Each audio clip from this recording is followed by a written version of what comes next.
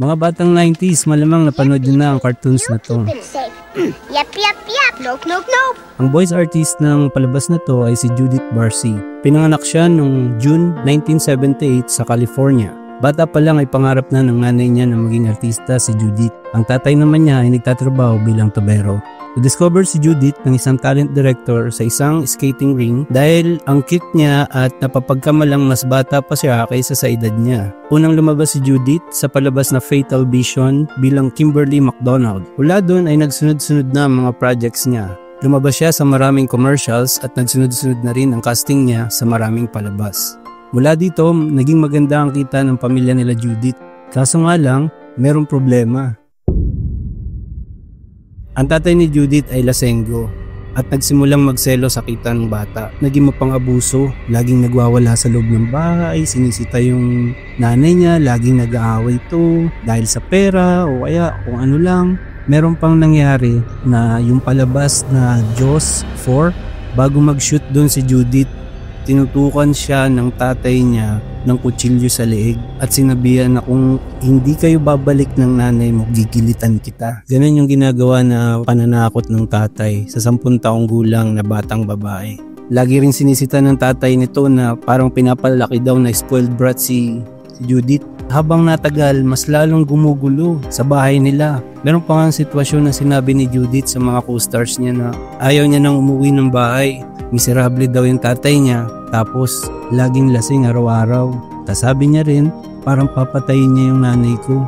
Hanggang isang araw, hindi na to kinaya ni Judith. Nagkaroon na ng trauma yung bata. Naging sobrang balisa na siya. Tapos napansin nila sa set, lagi niya nang inihila, nabubunot siya ng pilay niya, binubunot niya yung buhok ng pusa niya. Tapos balisa.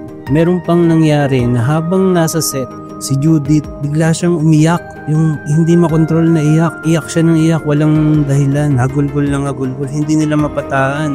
Hanggang sabi ng director sa nanay niya na ipacheck si Judith sa psychiatrist.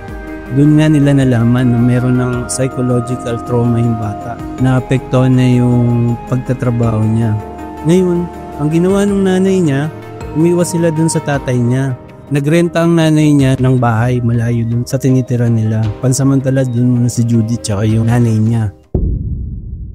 Hanggang isang araw, nakaschedule si Judith para sa isang audition sa isang production studio para sa palabas na Hanna-Barbera. Hindi dumating si Judith at ang nanay niya. Nung malaman-laman na lang din nila nung araw na yon, may tumawag ng bumbero at pulis dahil nasusunog ang isang bahay. Doon pala nakatira si Judith at yung nanay niya.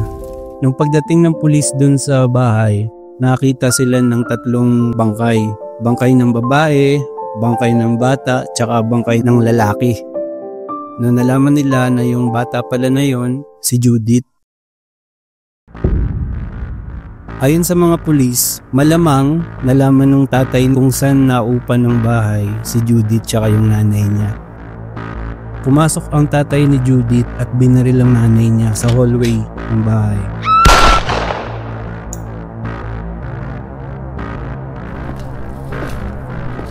Tapos, pumunta to sa kwarto ni Judith at binaril din siya sa ulo. Pagkatapos noon, binuhusan ng tatay yung 2 bangkay ng gasolina at sinunod. Tapos yung tatay, pumunta sa garahe, nagbaril sa ulo.